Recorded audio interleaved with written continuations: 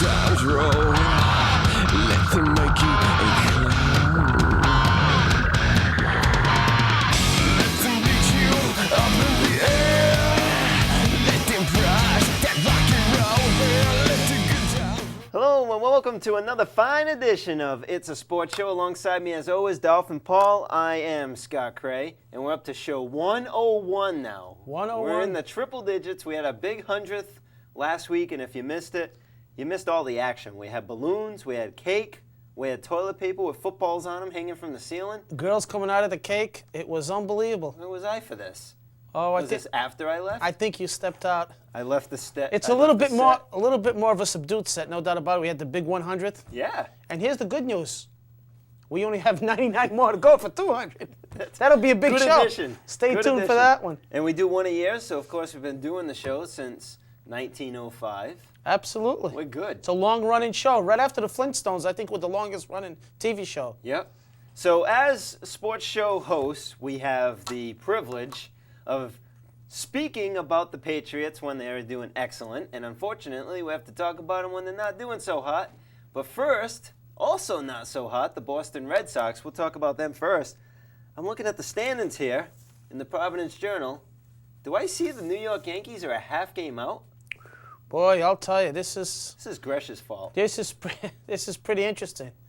Again, we've been saying it's a long season. It's a long season. Well, as we taped the show on Tuesday, the Red Sox, having lost to Tampa last night 8-7, are now 1/2 a game in front of the New York Yankees and sinking fast. Right. They're sinking fast. The Yankees are rising, and Cleveland, of everyone, is really the cream of the crop at this point. And we talked about what's interesting is, if you look at the standings, you'll see that in the loss column, if Cleveland were in the AL East, am I right in saying this, that Cleveland will be in first place? Technically, they would be because they only have 62 losses versus the Red Sox 63. Right. So technically, they're almost out of a wild card race per se, but they're leading the Yankees by half a game, and Kurt Schilling goes tonight against Tampa. So, I mean, they finish with the Yankees, but And boy, I know those of you who are watching are going to say, look, well, Cleveland's not in the AL East, and that's why there are divisions. But if you just put things in perspective and look at how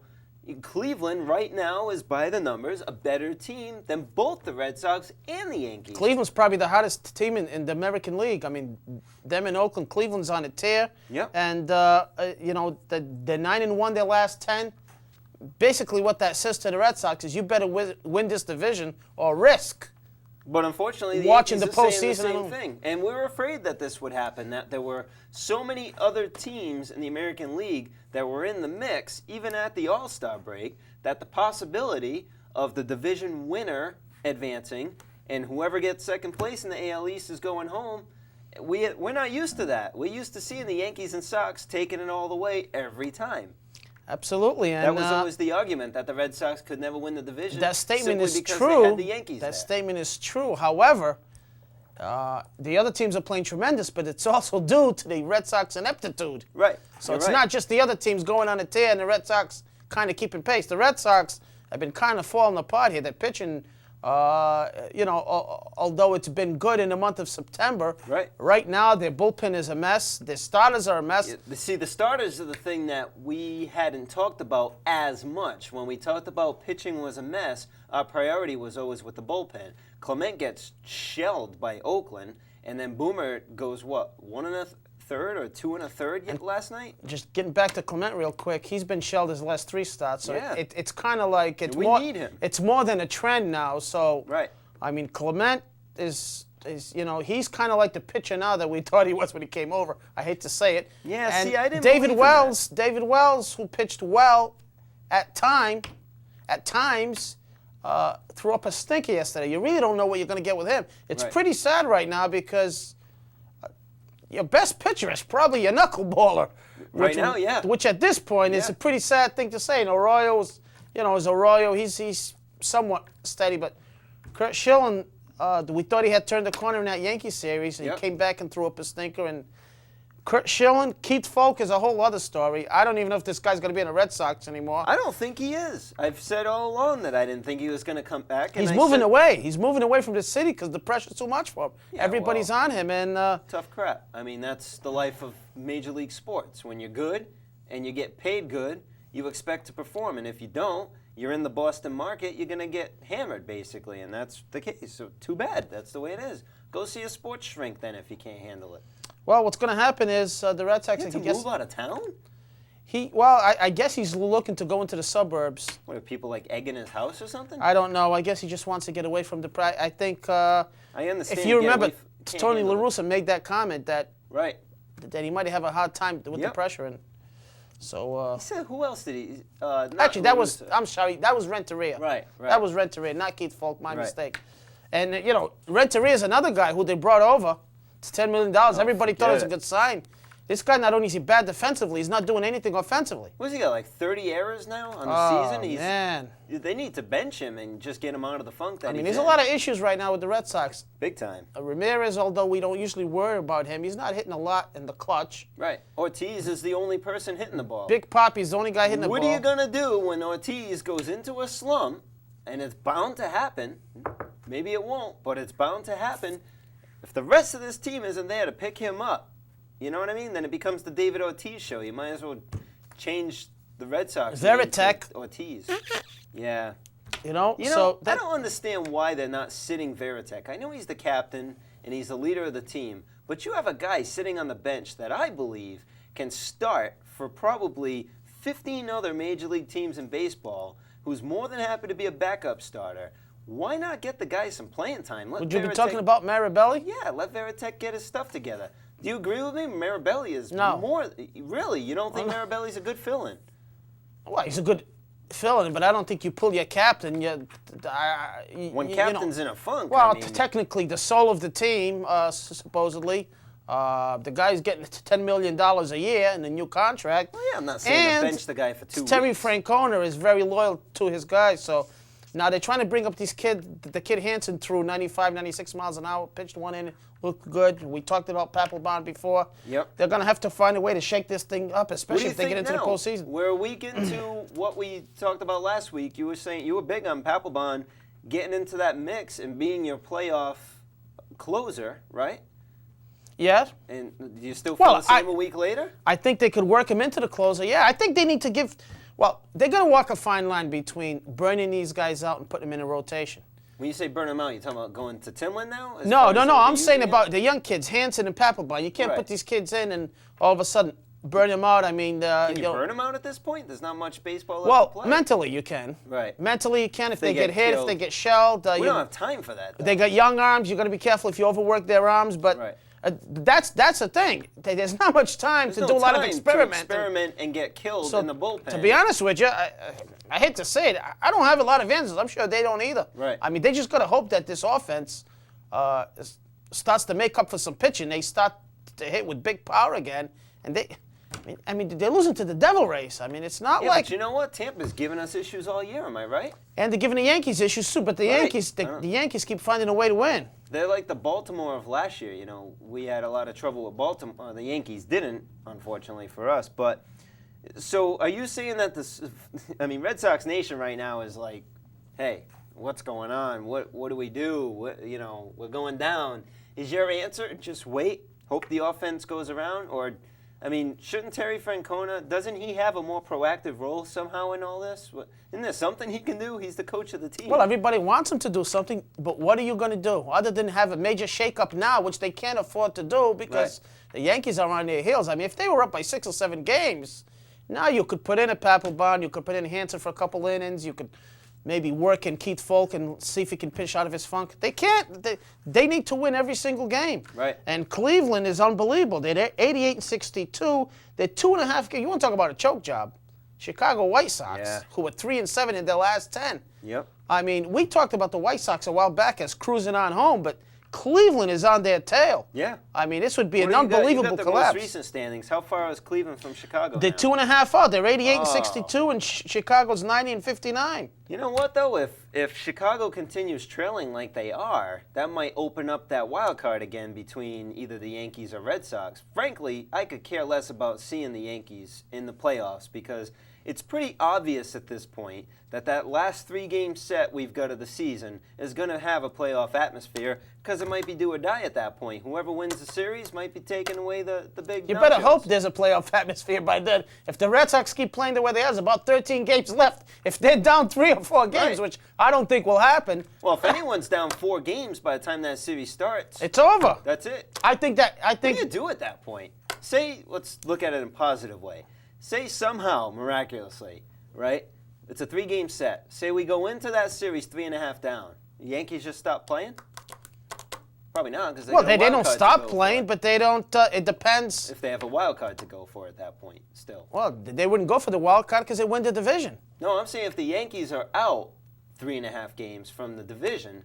Oh, if the Red Sox are ahead, Right. I understood you to say I'm the other looking way at around. I'm looking at it in a positive way. I'm not going the other way around. Okay, so look at it that way. So do the Yankees still play? Well, I guess if they still have a chance for a wild card. they're gonna. Absolutely. I mean, obviously, if the Yankees are out completely, then They have nothing to play. At yeah, that there's point nothing to then. play for. The Red Right. Sox probably won't have much to play for either. They're just probably True. shuffle. But I don't. Okay, so that's interesting. What if we go in? I know this is a lot of what ifs, and it's probably not going to happen with the way it's looking. 3.5 games out, right? The Yankees are. Yes. They have reason to play because they didn't want Yes. the wild card, but the Red Sox don't. Do Well- we have 3 games to experiment then? Or do you want to knock your hated rivals out of the playoffs? I could care less about knocking them out of the playoffs. I think they'll experiment a little bit. I would give these guys some rest to chill. And You got to rest up to set up your a little roster bit. for I the mean, playoffs. a little bit. I mean, you wouldn't want to give them 3 days off, and plus you get Right. a chance to put your rival out of business. But I I don't could think care that's. less. I don't think that's going to happen. No, This- I absolutely. Back to reality. You know, the reality is this 3-game set's going to matter. Whoever has the momentum, and right now the Red Sox don't. Whoever has the momentum going into that series is who's going to take it away. And I should know this, but where is that series? It's in Boston. Okay, So they're going to set up a great. that's right. They got a ton of home. That could be a great series to end the season, but it might be a series where the Red Sox go, phew. I mean, this is, I wouldn't say it's a major collapse because they've never led by 7, 8, 9, 10 games, but, Right. They've led mostly the whole year. I'd say it would be a big disappointment. Now, ironically, the 2 guys who bailed them out last year, Schilling and Folk, are kind of, They're out of the. they're the blue guys right who now. are causing them trouble. Big Poppy's the only guy doing anything. Somebody's got to step up. We said it all year, underpaid, Oh, best yeah. clutch hitter in They baseball, need to give him possible MVP. They need to extend his contract. They need to give him his option now. Make him happy. Don't even give him the chance to be disgruntled. You give the guy another couple of years, that gives him like 4 more after this year's over. There's no reason why they shouldn't do that. What do you think about? I know we're going to move on to football, but Yankee series say it really matters, and it comes down to that 3rd game. Whoever wins that 3rd game takes the division. The other person goes home. Is so much energy going to be expended in there? This is what I'm worried about. So much energy is expended in that 3-game set that team ends up getting wiped out in the playoffs because Doesn't there's matter. just You have nothing to. left in the Doesn't tank. matter. You have to do it. Right. You have No, to you're win. right. You got to put all your apples in at that point. You have to win. If you have to win that last game of the year, you do whatever it takes. You treat it like a playoff game because it is. You have to. Unless you are guaranteed a wild card spot, that would be a different story. If you're guaranteed a wild card spot, I would say you're probably not going to pull out all the stops, although you want to win the game. But yeah, I mean, you got to put everybody in. Even if you have to start like a Wakefield your first game, you Right. have to do it. Now you're There's going to no way have around 4 it. teams out of the AL, so you got 2 games. Does anybody get a little time off out of all this? You could tell it's been a while since I. No, not really. I'm getting my No, sports no, mixed there's up. no time off. That's it. Everybody ends the season and You got 8 teams. it's going probably for all it. set. Right. All right. Cool. Unless there's a tie and they play. They have to play another. Well, even if they play a game, I don't know if the schedule is set as far as the playoffs. In other words, if there's a tie, I think the Yankees already won the coin flip. If there's a tie, they would play in New York Yeah. on the following day after the season. Right. You ready for this transition? Speaking of coin flips, Wow. although the New Orleans Saints were playing at home this We call that a segue, don't we, in the media business? It is a segue. Like I'm in the media New business. Orleans Saints was playing at home in New Jersey against the Giants. The fans were on the side of the Giants, and the coin flip went to the Giants, and the locker rooms were home to the Giants. New Orleans Saints are crying about this, figuratively speaking. They lost the game. It was not a home situation for them. What's your feelings on this whole thing? Well, my feeling is they got screwed. I mean, that's the bottom line. I don't think they were crying to their credit. I think they just said, hey, don't tell us it's a home game because it's not a home game because they had the coin flip. We were in the visitors' locker room. I think they put up a couple banners, if I'm not mistaken, in the visitor locker room. It's a joke. But they did admit we got our butts kicked on the field. But, I thought the first game the Saints would play with a lot of emotion. And they did. And I think now this is going to catch up with them. So the Saints it was ridiculous. Why? I don't know what the logistics are. Obviously, we don't talk to Paul Tagliabue. I think what might have happened, I heard this earlier on the radio, is that it was so close to the tragedies that happened over there when these decisions were made. The Saints were more concerned about other things. And they said, you know what, fine. Whatever, that works. But at New York, I mean, how many Saints fans are going to get to New York? It's a joke. Nobody's going to fly out of New Orleans. It was a joke. And why, if you've got the schedule lined up, why mysteriously did that one game not work out in the schedule to be able to do it in Texas or Louisiana? It's unfair to the Redskins, unfair to the Cowboys, unfair to the Eagles that the Giants essentially could get an extra home game. Yeah, there's two ends to this. You had the Giants at home. And the Giants are a good home team, don't forget. The Giants may not be a good team, but they're a good home team. Well, right now they're a pretty decent team. And New Orleans played well, outplayed the Giants in terms of yardage, but they made a lot of mistakes. So who knows where they're at. And you make mistakes when you're on the road. That's the problem. It's going to be interesting to see how this New Orleans thing plays out. Unfortunately, I mean, besides this one game, which was kind of a, because of the tragedy on the road, I mean, they got to play, we talked about it before, in Baton Rouge, and they got to play in Texas. So it'd be interesting to see how they handle the whole thing, but I feel for them, I really do. I'm thinking the season's going to end up being a wash at this point, and that's going to probably be the excuse. Probably. That it's just a wash, and it's a bad excuse to use, but it's the reality of it. How about the New England Patriots? Yes, they are now a 500 team. We said worry about Carolina, and they had reason to. Now, granted, when I said worry about Carolina, I was thinking, Carolina's a decent team. They've got defense. They've pumped up their offense. You should worry about Carolina. Instead, really, we should have been saying the Patriots should worry about themselves because that's what killed them. They killed themselves in this game. They did, but you've got to give credit to the other team. I know sometimes people like to say, well, we killed ourselves, and, as a Dolphin fan, sometimes I say that, and then if we play the Patriots, I say, well, you killed yourself because we played better than you, but in the NFL, unfortunately, you've got to look at yourself. So when you lose a game, even though you give up 3 interceptions or 3 fumbles or 5 turnovers, you look at yourself. The other team says, we forced them. Right. So a lot of times people will say that, but here's one thing I just got to say. I know everybody's like down and out about the Patriots, and they're talking, we made some mistakes. So give me a break. They've won the 3. Miami fans coming out now. No, this is not the Miami fans. They've won 3 out of 4 Super Bowls. They've won 32 out of the last 34 games. Folks, they're going to lose. And it's not like they're going to end the season. And don't get me wrong, it's not because I'm a Miami fan. Said, New England lose. On top of that, it's Carolina, non-conference team,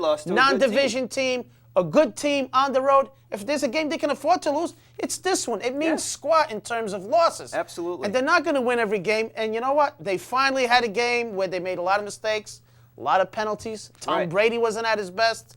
The defense wasn't at their best. They played a team who was 0-1 at home, who desperately needed a win. At home as well. A team with a tough defense, one of the Super Bowl favorites. I'm not saying. And they were still burning from that Super Bowl as far as getting knocked off. So that's all I'm saying. I mean, if the Patriots lose another couple games, I would say, you should worry. Now, the one thing I will say about the Patriots, and I watched that game, that's worrisome if I were a Patriot fan, is they're not running the ball. Right. Not running the ball well at all. Got shut down again. So that's something I would worry a little bit about. But, I mean, the Patriots are going to be fine, although they played the Steelers this weekend, who went into Houston and slapped them around. Now, there's no sophomore jinx so far for Ben Roethlisberger. Right. And we talked about it before because you want him on your fantasy team. Guys, isn't he like hasn't lost a regular season game. He's 12-0. Which is unbelievable. They played well. Now the Patriots have to go there and play them. And they got this kid, Willie Parker, who they put in. In other words, this is like the old Denver offense. You take a running back out and you put another running back in. Right. And they're playing some tough football. Another tough test for New England at Pittsburgh. Patriots fans, you should have looked at the Patriots' schedule ahead of time and take a look at the first 6 games and be happy if you get a 4-2 out of that. Because after that, you get over the hump, you're in a much better situation. Do you have the schedule in front of you? I have the schedule in front of me. me. So we already know who we played the first 2 games. Okay, they played Oakland. They're at Carolina. Yep. At Pitt. Right. Okay, which is 2 tough games. And again, now Pitt is a conference team, so if New England loses this game, the Steelers will be 3-0. Yes.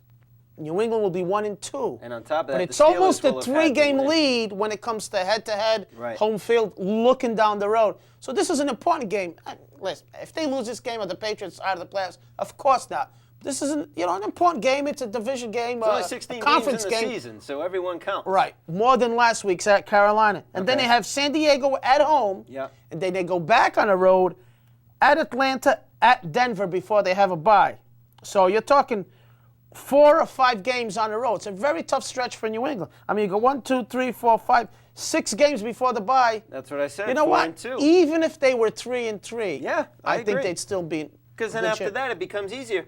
You know, you breezed over San Diego, man. That might be one of the toughest games because the Patriots players in the locker room after the game are sick and tired of hearing about the D-line stopping the run. But you know what? They're not doing it. They haven't done it yet. And you go play San Diego with LaDainian Tomlinson, who I believe is the best running back in the NFL right now.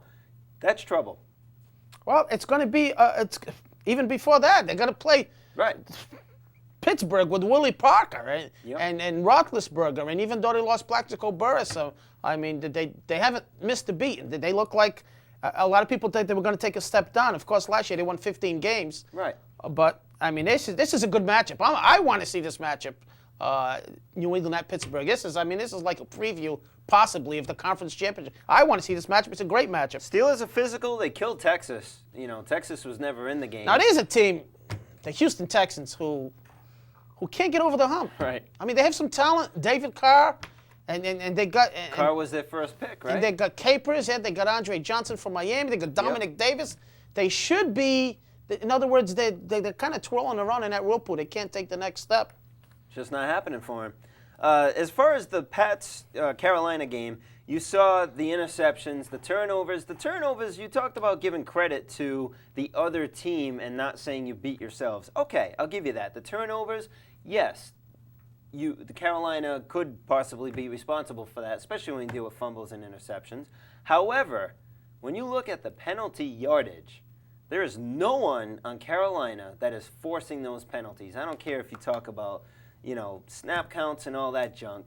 The truth of the matter is, when you've got that many penalties, that's your own team you should be looking at. That's the problem. Oh, and I think they know that. That's kind of like un-Patriot-like or un-Belichick-like, if you will. That's exactly what I was going to say. It's just my point before was that, hey, guys, you've been good for so long, and believe me, it kills me because I'm a Dolphin fan, and Patriots having a lot of success.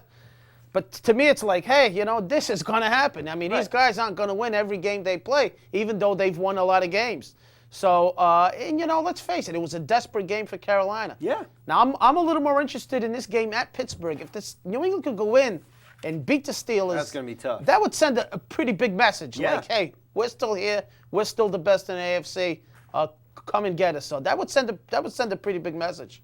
They got to stop the run. That's what it's going to They come do, down and to. It should be interesting that's going against Pittsburgh. That's something we should watch is their running game. Steven Davis, out of his tough. mind. Well, he's tough. He's a good 2 back. weeks now. He's a good back. He's supposed to be like a veteran guy, used, maybe in the backfield. This guy's tearing it up. In the AFC East, everybody's tired. Of course, my Dolphins lost at the Jets. My 49ers didn't The do Jets so were hot the Dolphins and 49ers came crashing back down. It was fun while it lasted. It was fun being undefeated for that first week, wasn't it, man? I'll tell you, I was bragging. I mean, Miami went to the Jets. The Jets, who, their coach is kind of a closest thing to Jim Mora. We play to win, man. Yeah. He comes up with these charts.